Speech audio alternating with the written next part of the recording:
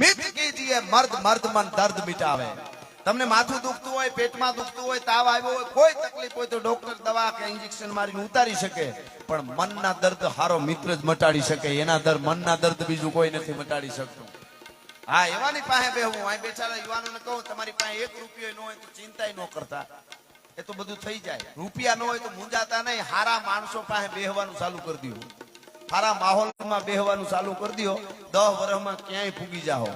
બાકી નકર કરોડોપતિ હોવ અને અમુક પનોતીઓમાં ઘરી ગયા, 10 વર્ષમાં બંગલા ને ગાડીઓ ક્યાં જાય તમને ખબર નહીં પડે। હાય હાય, આ તો મોડી ખબર પડી, બધું કેમ જાય એ નહીં પડે ખબર।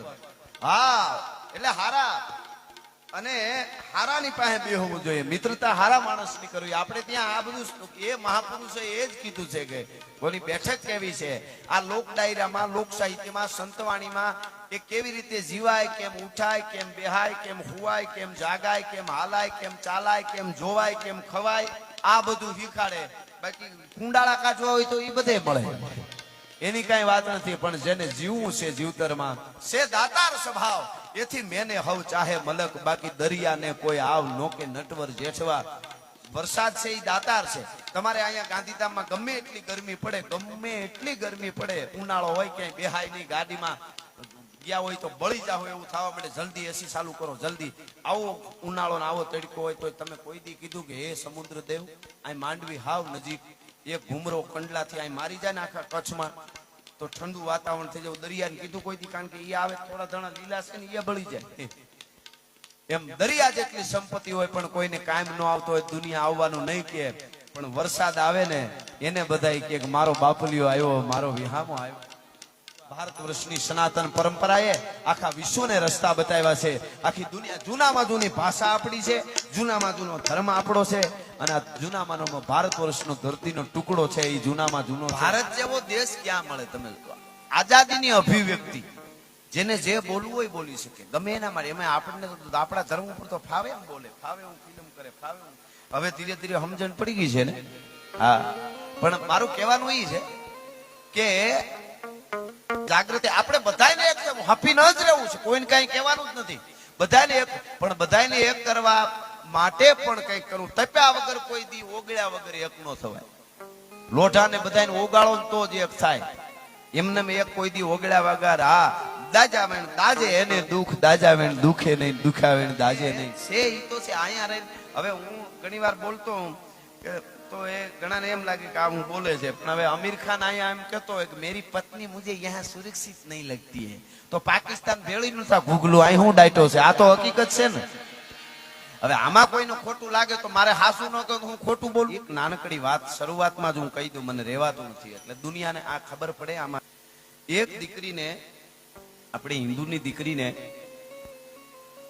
લવ જેહાદીએ ફસાવી, અને એને એ દીકરી ઘરેથી ઘરેણા લઈ, મોંઘા મોંઘા ખૂબ મોટું પોટલું ઘરેણાનું બાંધી, અને 1.5 કરોડ રૂપિયા, આવી ઘટનાઓ તો કેટલીય બનતી છે, આ તો ખામી આવી કહું, 1.5 કરોડ રૂપિયા પોતાના બાપ મોટા માણસ હોય એટલે ઘરે તો કઈ તૂટો ન હોય, 1.5 કરોડ રૂપિયા અને ઘરેણા લઈ નીકળી ગઈ।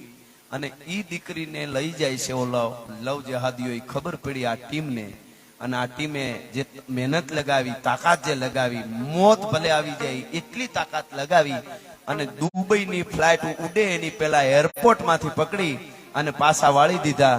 અને હજી મૂળ વાત કરું પછી તાળી વધાવો, મૂળ પૂરી થાય પછી મને સાચી વાત મારી, ઈ વાળી દીકરીને વાળી તો ખરી, પણ ઈ પકડાણા પછી એને પકડાવી દીધો છોકરાને, એને માન્યા પછી એને કબૂલ કર્યું। જો આ દીકરી નો પકડાણી હોત તો દુબઈમાં ઈ છોકરાને 39મી છોકરી આ વેચવાની હતી દુબઈમાં જઈને, આ રૂપિયા તો પોતે રાખી લે, પણ ઈ દીકરીની શું હાલત થતી તમે ખાલી વિચારો।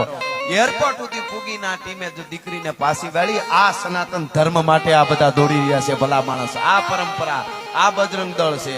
વિનોદભાઈ છે ને, આખી ટીમને અભિનંદન આપું છું, અભિનંદન ખૂબ ખૂબ આપું છું। આ પણ એક રાષ્ટ્ર ભક્તિનું કામ છે, ધર્મનું કામ છે। પગે લાગીને કહું મારા દેશની દીકરીઓને, 20 વર્ષ સુધી, 22 વર્ષ સુધી, 18 વર્ષ સુધી, 25 વર્ષ સુધી તમારા બાપે જે કાંઈ કર્યું હોય, ઉથમે માથે થઈને તમને ગણાવ્યા હોય, ભણાવ્યા હોય, અને 35 રૂપિયાનું પેટ્રોલ નાખી અને કોકના ઉપરથી ભંડોળ આવતા હોય, ઈ લવ જેહાદિયાના પેટના આવે ને એની વાહે તમે બેસી જાવ છો ને મોટરસાયકલ વાહે, ત્યારે સનાતન ધર્મની છાતી ઉપર પગ દઈને તમે જાઓ છો. આ હકીકત કહું છું.